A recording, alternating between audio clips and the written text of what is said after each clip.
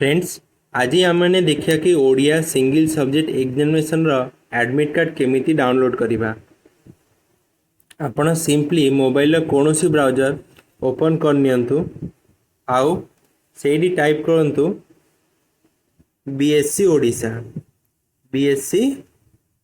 ओडिशा ये देखंतु बीएससी खाली टाइप करी सर्च कले से आपनकर आसी जीवो। नहीं नहीं भूल गला बीएससी ओडिशा टाइप करेंगे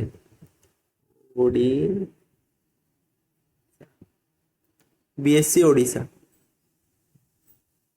टाइप कर देखंतु friends the official site board of secondary education Odisha BSc Odisha सेटा आसी जीवो। सेडी आपण फ्रेंड्स देखंतु टिके स्क्रॉल कला बेलू देखंतु फ्रेंड्स एडी आसी जाई देखंतु फ्रेंड्स ये जो नोटिफिकेशन गुड़ा आ जाइए रीड मोर ऊपर क्लिक करेंगे। देखो फ्रेंड्स एडी लिखी देछि first single subject 10th standard examination in Odia download admit card तापर फ्रेंड्स क्लिक करेंगे। फ्रेंड्स तापर सिंपली आपण निजर जेकोसी ना सर्च करेंगे जेमती फ्रेंड्स मुझे सर्च कली आलोक। देखो फ्रेंड्स एमती आपणकर ना आसीज कैंडिडेट नेम ये गला फादर्स नेम होगा मदर्स नेम एडी गेट उपरे आपण क्लिक करेंगे। मु मोर एडमिट कार्ड डाउनलोड कर देखो फ्रेंड्स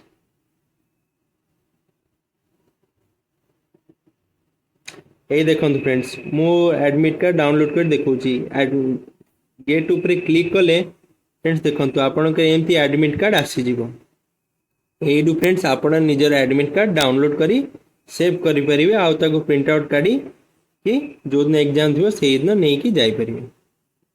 थैंक यू फ्रेंड्स। हाँ फ्रेंड्स आउ 8th स्टैंडर्ड भी कह एट स्टैंडर्ड वाले केमती डाउनलोड करेंगे ये देखो फ्रेंड 8th स्टैंडर्ड वाला भी नोटिफिकेशन बाहर गलानी first half yearly language test 8th standard in Odia download admit card तापर फ्रेंड्स क्लिक करेंगे। से फ्रेंड्स आप निजर ना सिंपली सर्च करेंगे। देखो फ्रेंड्स एमती ना आसीज सिंपली गेट एडमिट कार्ड ऊपर क्लिक कले से एडमिट कार्ड आसीज से डाउनलोड करी आप रखिदेवे आउ से प्रिंट आउट बाहर करी जो दिन एग्जाम थी से दिन नहीं कि जीवे। Thank you friends.